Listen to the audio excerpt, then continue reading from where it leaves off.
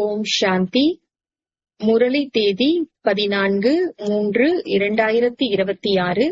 காலை முரளி பாப்தாதா மதுபன். இனிமையான குழந்தைகளே, ஒரு தந்தைதான் முதல் நம்பர் முக்கிய நடிகர். அவர் தூய்மையற்றவர்களை தூய்மைப்படுத்தும் நடிப்பை நடிக்கிறார்.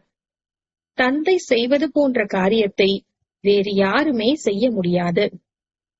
கேள்வி: சந்நியாசிகளின் யோகம் ஸ்தூலமானதாகும். ஆன்மீக யோகத்தை தந்தைதான் கற்றுத்தருகிறார். எப்படி? பதில்: சந்நியாசிகள் பிரம்ம தத்துவத்தின் மீது நினைவின் தொடர்பை ஈடுபடுத்த கற்றுத்தருகின்றனர். அது வசிக்கக்கூடிய இடமாகும். ஆகவே அது ஸ்தூலமான யோகம் என்றாகிவிட்டது. தத்துவத்தை பரம், அதாவது உயர்வானது என்று கூற முடியாது. குழந்தைகளாகிய நீங்கள் சுப்ரீம் ஆத்மாவுடன், பரம ஆத்மாவுடன் நினைவின் தொடர்பை ஈடுபடுத்துகிறீர்கள். ஆகையால் உங்களுடையது ஆன்மீக யோகமாகும். இந்த யோகத்தை தந்தைதான் கற்றுத்தர இயலும். வேறு யாரும் கற்றுத்தர இயலாது. ஏனெனில் அவர்தான் உங்களுடைய ஆன்மீக தந்தையாவார். பாடல்: நீ அன்பு கடல். ஓம் சாந்தி. குழந்தைகளே, பலர் ஓம் சாந்தி என சொல்கின்றனர். அதாவது தனது ஆத்மாவின் அறிமுகத்தை கொடுக்கின்றனர். ஆனால் தன்னை புரிந்து கொள்ள முடிவதில்லை. ஓம் சாந்தி என்பதற்கு நிறைய அர்த்தங்கள் சொல்கின்றனர். சிலர் ஓம் என்றால் பகவான் என சொல்கின்றனர். ஆனால் அப்படியல்ல. ஓம் சாந்தி என ஆத்மா சொல்கிறது. அகம், அதாவது நான், ஆத்மாவின் சுய தர்மமே அமைதி. ஆகையால் நான் சாந்தி சொரூபமான ஆத்மா என சொல்கின்றனர். இது என்னுடைய சரீரமாகும். இதன் மூலம் நாம் காரியங்கள் செய்கிறோம். எவ்வளவு சுலபமானது! அதுபோல் தந்தையும் ஓம் சாந்தி என சொல்கிறார். ஆனால் நான் அனைவரின் தந்தையாக இருக்கும் காரணத்தினால், விதை ரூபமாக இருப்பதால், படைப்பு எனும் மரம், அதாவது கல்ப விருட்சத்தின் முதல் இடை கடையை அறிந்திருக்கிறேன். ஏதேனும் மரத்தை பார்த்தால் அதனுடைய முதல் இடை கடையை அறிந்து கொள்கிறீர்கள். அந்த விதை ஜடமானது. இது கல்ப விருட்சமாகும். இதன் முதல் இடை கடையை பற்றி உங்களுக்கு தெரியாது. நான் தெரிந்திருக்கிறேன். என்னை ஞானக்கடல் என்றே சொல்கின்றனர். நான் குழந்தைகளாகிய உங்களுக்கு முதல் இடை கடையின் ரகசியத்தை வந்து புரிய வைத்துக் கொண்டிருக்கின்றேன். இது நாடகம். இதை டிராமா எனவும் சொல்கின்றனர். இதன் நடிகர்களாக நீங்கள் இருக்கிறீர்கள். நானும் கூட நடிகன் என தந்தை சொல்கின்றார். ஓ பாபா, பதீத பாவனா நடிகராகி வருகிறார். வந்து தூய்மையற்றவர்களை தூய்மையாக்குங்கள் என குழந்தைகள் சொல்கின்றனர். நான் நடித்துக் கொண்டிருக்கிறேன் என தந்தை சொல்கிறார். இந்த சங்கம் யுகத்தில்தான் என்னுடைய நடிப்பு இருக்கிறது. எனக்கு என்னுடையது என்று ஷரீரம் கிடையாது. நான் இந்த ஷரீரத்தின் மூலம் நடிப்பை நடிக்கிறேன். என்னுடைய பெயர் சிவன் என்பதாகும். குழந்தைகளுக்கு தான் புரிய வைப்பார் அல்லவா? பாடசாலை ஏதோ குரங்குகளுக்கோ அல்லது விலங்குகளுக்கோ இருப்பதில்லை. ஆனால் இந்த 5 விகாரங்கள் இருக்கும் காரணத்தினால் முகம் மனிதர்கள் போல் இருக்கிறது. ஆனால் காரியங்கள் குரங்குகளைப் போல் இருக்கின்றன என தந்தை சொல்கிறார். அனைவரும் தன்னை பதீதமானவர், அதாவது தூய்மையற்றவர் என்றுதான் சொல்லிக் கொள்கின்றனர். ஆனால் தன்னை பதீத்தமாக யார் ஆக்குவது, மேலும் யார் வந்து தூய்மையாக்குகிறார் என்பது தெரியாது என குழந்தைகளுக்கு தந்தை புரிய வைக்கிறார். பதீத்த பாவனர் யார்?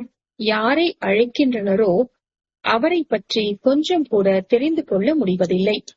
நாம் அனைவரும் நடிகர்கள் என்பது கூட தெரியாது.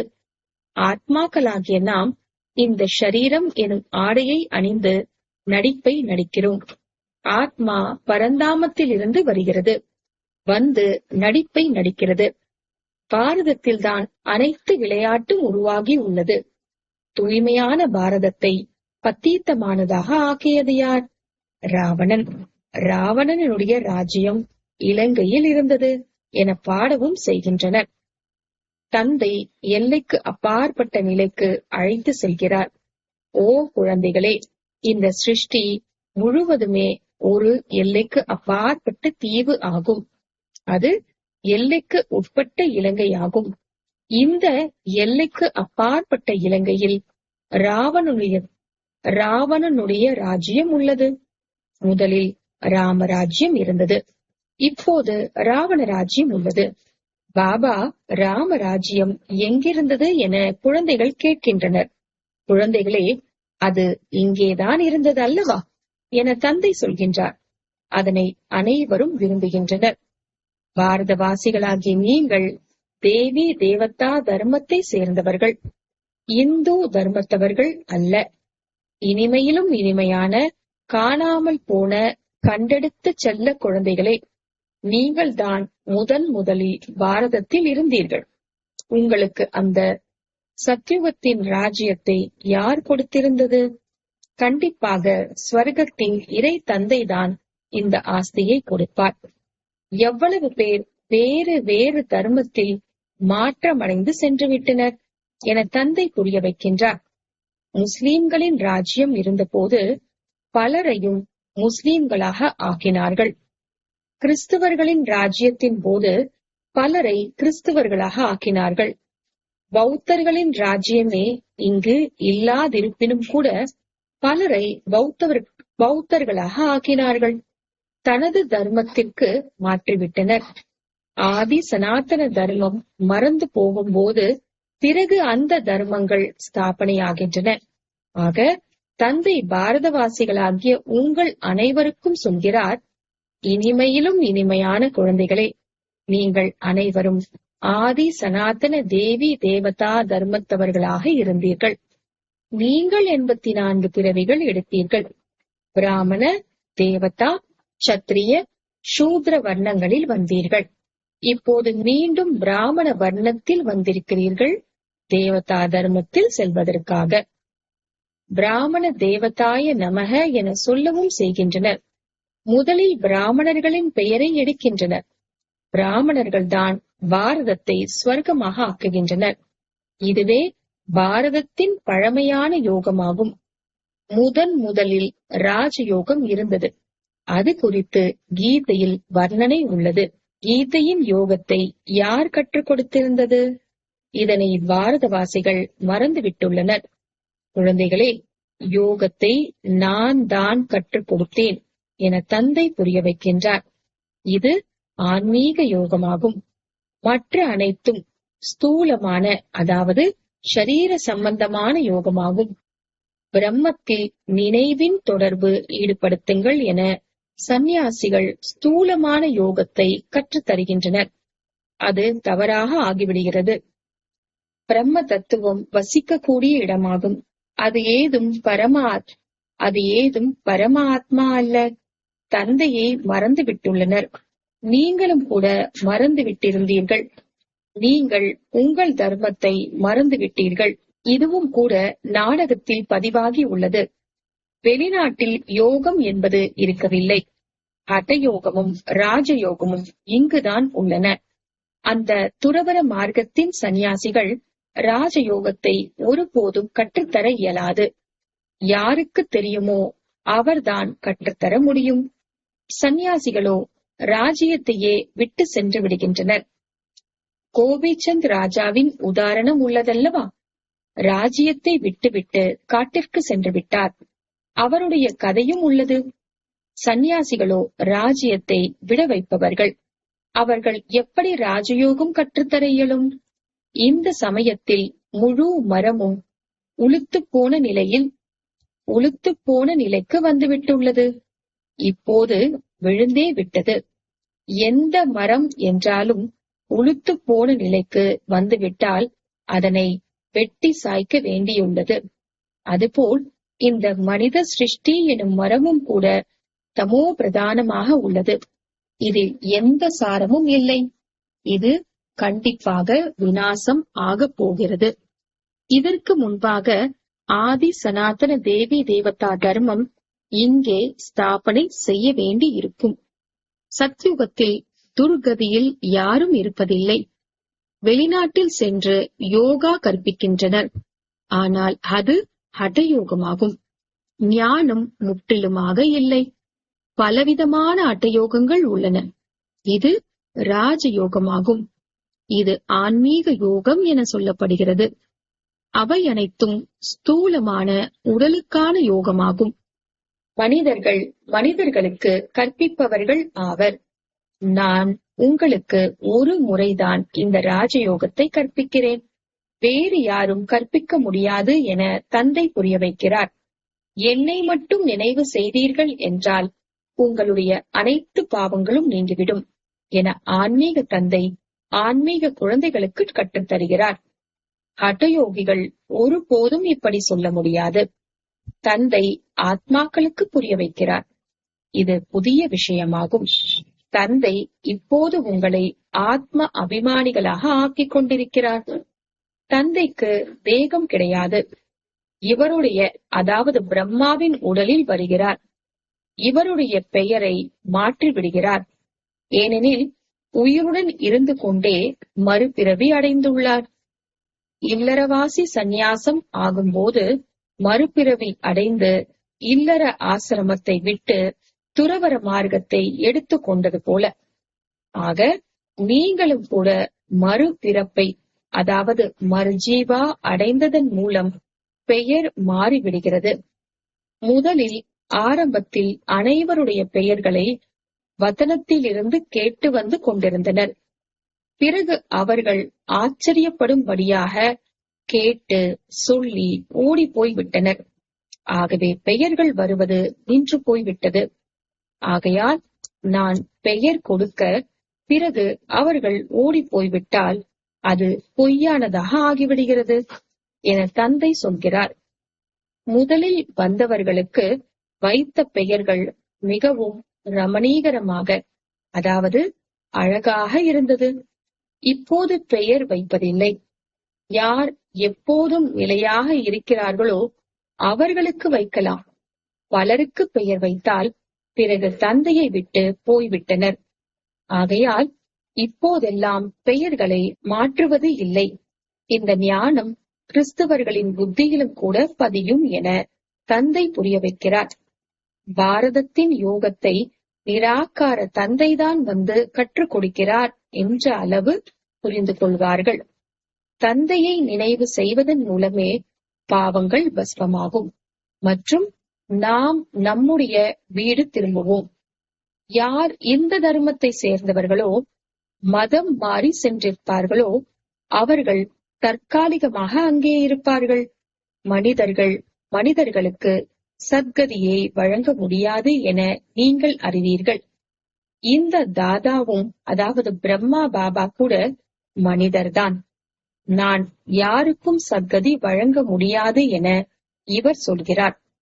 தங்களுடைய சத்கதி நினைவின் மூலம் ஏற்படும் என பாபா நமக்கு கற்றுத் தருகிறார். குழந்தைகளே, ஓ ஆத்மாக்களே, என்னுடன் நினைவின் தொடர்பை ஈடுபடுத்தினால் உங்களுடைய பாவ கர்மம் அழியும் என தந்தை சொல்கின்றார். நீங்கள் முதலில் தங்க யுகத்தில் அன்பானவர்களாக இருந்தீர்கள். பிறகு துரு படிந்துவிட்டது. முதலில் தேவி தேவதைகள் 24 கேரட் தங்கமாக இருந்தனர். இப்போது இரும்பு யுகத்தில் வந்து சேர்ந்திருக்கின்றனர். இந்த யோகத்தை ஒவ்வொரு கல்பத்திலும் நீங்கள் கற்க வேண்டி இருக்கிறது.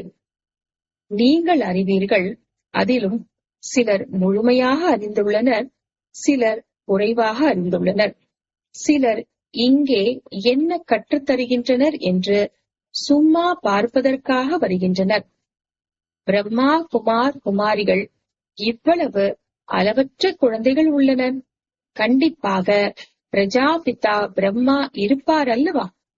அவருக்கு இவ்வளவு குழந்தைகள் ஆகியுள்ளனர். கண்டிப்பாக ஏதாவது இருக்கும். எனவே சென்று அவர்களை கேட்பதே சரி. உங்களுக்கு பிரஜாபிதா பிரம்மாவிடம் என்ன கிடைக்கிறது என்று கேட்க வேண்டும் அல்லவா? ஆனால் அவ்வளவு கூட புத்தி இல்லை. பாரதத்தை குறித்து குறிப்பாக சொல்கின்றனர். கல் புத்தியிலிருந்து தங்க புத்தி, தங்க புத்தியிலிருந்து கல் புத்தி என பாடவும் செய்கின்றனர். சத்யுகம் திரேதாவில் தங்க யுகம் தங்க புத்தியாக இருந்தது. பிறகு வெள்ளி யுகமாக 2 கலைகள் குறைந்தது. ஆகையால் சந்திர வம்சத்தினர் என பெயர் ஏற்பட்டது. ஏனென்றால் தேர்ச்சி அடையவில்லை, தோல்வி அடைந்து விட்டனர். இதுவும் கூட பாடசாலையாகும். 33 மதிப்பெண்களுக்கு குறைவாக எடுப்பவர்கள் தோல்வி அடைகின்றனர். ராமன் சீதை, பிறகு அவர்களின் ராஜ்யம் சம்பூர்ணமாக இல்லை. ஆகையால் சூரிய வம்சத்தினராக ஆக முடியவில்லை. தேராதவர்களும் இருப்பார்கள் அல்லவா? ஏனெனில் பரீட்சையும் மிக பெரியது. அரசாங்கத்தின் ICS எனும் மிகப்பெரிய பரீட்சை நடந்து கொண்டிருந்தது. அனைவருமே படிக்க முடியவில்லை. கோடியில் சிலர் வெளிப்படுகின்றனர். நாம் சூரிய வம்சத்து மகாராஜா மகாராணி ஆகலாம் என யாராவது விரும்பினால் அதிலும் கூட அதிக உழைப்பு தேவை. மம்மா பாபாவும் கூட ஸ்ரீமத் மூலம் படித்துக் கொண்டிருக்கின்றனர். அவர்கள் முதல் நம்பரில் படிக்கின்றனர். பிறகு யார் தாய் தந்தையை பின்பற்றுகின்றனரோ அவர்கள்தான் அவர்களின் சிம்மாசனத்தில் அமருவார்கள். சூரிய வம்சத்தினரின் பரம்பரையாக 8 ராஜ்யங்கள் நடக்கின்றன. முதலாம் எட்வர்ட், 2ஆம் எட்வர்ட் என இருப்பது போல இந்த கிறிஸ்தவர்களுடன் உங்களுடைய தொடர்பு நிறைய உண்டு. இந்த கிறிஸ்துவ குலம் பாரதத்தின் ராஜ்யத்தை விழுங்கியது. பாரதத்தின் அளவற்ற செல்வங்களை எடுத்து சென்றனர். பிறகு சிந்தித்து பாருங்கள், சத்தியுகத்தில் எவ்வளவு அளவற்ற செல்வம் இருக்கும்? அதனை ஒப்பிட்டு பார்த்தால் இங்கே எதுவுமே இல்லை. சத்திய யுகத்தில் அனைத்து சுரங்கங்களும் நிரம்பி இருக்கும். இப்போதோ அனைத்து பொருட்களின் சுரங்கங்களும் காலியாகிக் கொண்டே செல்கின்றன. மீண்டும் சக்கரத்தின் அடுத்த சுழற்சி தொடங்கும் போது மீண்டும் அனைத்து சுரங்கங்களும் நிறைந்துவிடும். இனிமையிலும் இனிமையான குழந்தைகளே, இப்போது நீங்கள் ராவணன் மீது வெற்றியடைந்து ராஜ்யத்தை எடுத்துக் கொண்டிருக்கிறீர்கள். பிறகு அரை கல்பத்திற்கு பின் இந்த ராவணன் வருவான். நீங்கள் ராஜ்யத்தை இழந்து விடுவீர்கள். இப்போது பாரதவாசிகளாகிய நீங்கள் சோழிகள் போல் ஆகிவிட்டீர்கள். நான் உங்களை வைரத்தை போல் ஆக்கியிருந்தேன். ராவணன் உங்களை சோழிகள் போல் ஆக்கிவிட்டான். இந்த ராவணன் எப்போது வந்தான்? நாம் ஏன் அவனை எரிக்கிறோம் என புரிந்து கொள்வதில்லை. இந்த ராவணன் பரம்பரையாக இருந்து வருகிறான் என சொல்கின்றனர். அரை கல்ப காலத்திற்கு பிறகு இந்த ராவண ராஜ்யம் தொடங்குகிறது என தந்தை புரிய வைக்கின்றார். விகாரிகள் ஆனதால் தம்மை தேவி தேவதை என சொல்ல முடிவதில்லை. உண்மையில் நீங்கள் தேவி தேவதா தர்மத்தினராக இருந்தீர்கள். உங்கள் அளவுக்கு சுகத்தை யாரும் காண முடியாது. அனைவரை விடவும் அதிக ஏழையாக நீங்கள் ஆகிவிட்டீர்கள். பிற தர்மத்தினர் பின்னர் விருத்தி அதாவது வளர்ச்சி அடைகின்றனர். கிறிஸ்து வந்தார். முதலில் மிகவும் குறைந்தவர்கள் இருந்தனர். அதிகமாக ஆனபோது ராஜ்யம் செய்ய முடிந்தது. உங்களுக்கு முதலில் ராஜ்யம் கிடைக்கிறது. இவை அனைத்தும் ஞானத்தின் விஷயங்களாகும். ஓ ஆத்மாக்களே, தந்தையாகிய என்னை நினைவு செய்யுங்கள் என தந்தை சொல்கிறார். அரை கல்பம் நீங்கள் தேக அபிமானியாக இருந்தீர்கள். இப்போது ஆத்ம அபிமானி ஆகுங்கள். அடிக்கடி இதனை மறந்து விடுகிறீர்கள். ஏனென்றால் அரை கல்பத்தின் துரு ஏறி உள்ளது. இந்த சமயத்தில் பிராமணர்களான நீங்கள் உச்சு குடுமி போன்றவர்களாக இருக்கிறீர்கள். நீங்கள் அனைவரை விடவும் உயர்ந்தவர்கள். சந்நியாசிகள் பிரம்மத்தில் நினைவின் தொடர்பை ஈடுபடுத்துகின்றனர். அதனால் பாவ கர்மம் அழிவதில்லை. அனைவருமே சத்தோ ரஜோ தமோவில் கண்டிப்பாக வர வேண்டும். யாரும் திரும்ப போக முடியாது. அனைவரும் தமோ பிரதானமாக ஆகும்போது தந்தை வந்து அனைவரையும் சத்தோ பிரதானமாக ஆக்குகிறார். அதாவது அனைவரின் ஜோதியும் ஏற்றப்பட்டு விடுகிறது. அனைத்து ஆத்மாக்களும் தத்தமது நடிப்பை நடிக்கின்றனர். நீங்கள் கதாநாயகன் கதாநாயகி நடிகர்களாக இருக்கிறீர்கள். பாரதவாசிகளான நீங்கள் அனைவரையும் விட உயர்ந்தவர்கள். நீங்கள் ராஜ்யத்தை அடைகிறீர்கள், பிறகு இழக்கிறீர்கள். வேறு யாரும் ராஜ்யத்தை அடைவதில்லை. அவர்கள் தோல் வளத்தின் மூலம் ராஜ்யத்தை அடைகிறார்கள். உலகின் எஜமானர்களாக இருந்தவர்கள்தான் மீண்டும் ஆவார்கள். ஆக உண்மையான ராஜயோகம் தந்தையை தவிர வேறு யாரும் கற்றுத்தர முடியாது. மற்றவர்கள் கற்றுத்தருபவை அனைத்தும் தவறான யோகமாகும். திரும்பி யாரும் செல்ல முடியாது. இது இறுதி காலம். அனைத்து துக்கங்களிலும் இருந்து விடுபடுகிறீர்கள். பின்னர் வரிசை கிரமமாக வர வேண்டும். முதலில் சுகதாமத்தை பார்க்க வேண்டும், பிறகு துக்கதாமத்தை பார்க்க வேண்டும். இவை அனைத்தும் புரிந்து கொள்ள வேண்டிய விஷயங்கள் ஆகும். கை காரியம் செய்ய வேண்டும், மனம் நினைவு செய்ய வேண்டும் என சொல்லப்படுகிறது. வேலை செய்தபடி இருங்கள், மற்றபடி புத்தி தந்தையிடம் இருக்க வேண்டும். ஆத்மாக்களாகிய நீங்கள் ஒரு பிரியதர்ஷனின் பிரியதர்ஷினிகள். இப்போது அந்த பிரியதர்ஷன் வந்துவிட்டார். அனைத்து ஆத்மாக்களையும், அதாவது பிரியதர்ஷினிகளையும் மலர்களாக்கி அழைத்து செல்வார். எல்லைக்கு அப்பாற்பட்ட பிரியதர்ஷன், எல்லைக்கு அப்பாற்பட்ட பிரியதர்ஷினிகள். நான் அனைவரையும் அழைத்து செல்வேன் என சொல்கிறார். பிறகு வரிசை கிரமமான முயற்சிக்கு தகுந்தாற்போல் சென்று பதவி அடைவீர்கள். இல்லற விஷயங்களில் இருங்கள். குழந்தைகளை கவனித்துக் கொள்ளுங்கள். ஓ ஆத்மாவே, உன் உள்ளம் தந்தையிடம் இருக்கட்டும். இந்த நினைவின் பயிற்சியையே செய்தபடி இருங்கள். தந்தையை நினைவு செய்வதன் மூலம் இப்போது நாம் ஸ்வர்கவாசி ஆகிறோம் என குழந்தைகள் அறிவார்கள். மாணவர்கள் மிகவும் மகிழ்ச்சியாக இருக்க வேண்டும். இது மிகவும் சகஜமேயாகும். நாடகத்தின்படி அனைவருக்கும் வழிகாட்ட வேண்டும். யாரிடமும் வாதம் செய்ய வேண்டிய அவசியமில்லை. இப்போது உங்களுடைய புத்தியில் அனைத்து ஞானமும் வந்துவிட்டது. மனிதர்கள் நோயில் இருந்து விடுபட்டால் வாழ்த்துக்கள் தெரிவிக்கின்றனர். இங்கேயோ முழு உலகமும் நோயாளியாக உள்ளது. இன்னும் சிறிது காலத்தில் வெற்றி கோஷம் ஏற்படும். வெற்றி கோஷம் எழும்பும். நல்லது. இனிமையிலும் இனிமையான காணாமல் போய் கண்டெடுக்கப்பட்ட செல்ல குழந்தைகளுக்கு தாயும் தந்தையுமான பாப்தாதாவின் அன்பு நினைவுகளும் காலை வணக்கமும். ஆன்மீக குழந்தைகளுக்கு ஆன்மீக தந்தையின் நமஸ்தே. ஆன்மீக தந்தைக்கு ஆன்மீக குழந்தைகளின் நமஸ்தே.